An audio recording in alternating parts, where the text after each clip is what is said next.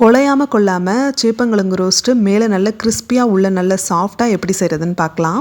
நல்லா க்ளீன் பண்ணிவிட்டு சேப்பங்கிழங்க குக்கரில் சேர்த்துட்டு அது முழுகிற வரைக்கும் தண்ணி வச்சு மஞ்சத்தூள் உப்பு சேர்த்து ஒரே ஒரு விசில் மட்டும் விட்டு எடுத்துக்கலாம். இதுக்கு மேலே விட்டால் இது குழஞ்சிரும். மசியலுக்கு வேணும்னா 2 விசில் மாதிரி விட்டுக்கலாம். இப்போ இதோட தோலெல்லாம் நல்லா ரிமூவ் பண்ணிவிட்டு இந்த சைஸில் கட் பண்ணி எடுத்துக்கோங்க.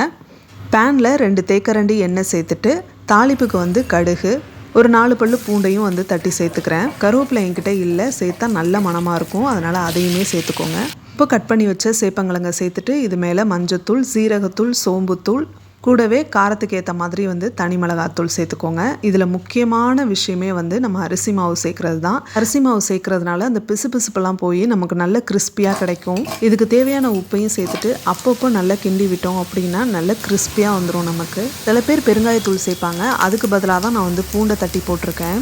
அவ்வளோதான், சூப்பரான சேப்பங்கிழங்கு ரோஸ்ட் ரெடி ஆகிடுச்சு. நீங்களும் ட்ரை பண்ணி பார்த்துட்டு எப்படி இருந்ததுன்னு சொல்லுங்கள். நம்ம வேறு வீடியோவில் பார்ப்போம். பாய்.